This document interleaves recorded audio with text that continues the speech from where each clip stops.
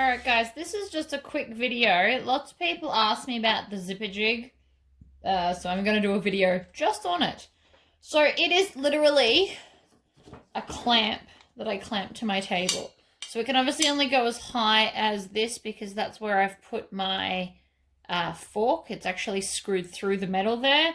And then I just clamp it to the table. And then it can also kind of twist back and forth because of the type of clamp it is. So I've only got the 2 prongs. The other 2 were folded back and chopped off.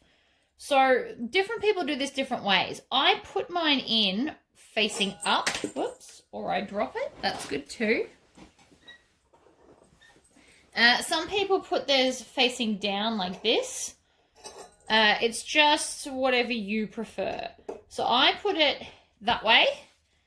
And then all I do is I separate the zip. So the easiest way to do that is to pull one forward and one backwards, like opening a lolly wrapper. And then evenly, you push them through each side, like so.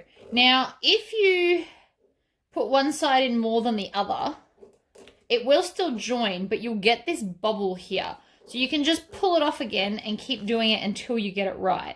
So you want to try and be as even as you can, and then the zipper goes on. That one was still crooked, believe it or not. So you just push it back in. And different zippers will fit in the zipper jig differently, depending on how wide it is at the base of the zip. So some of my zips go all the way to the back, and then this one obviously sits at the front. So I hope that was helpful, guys. All right, bye-bye.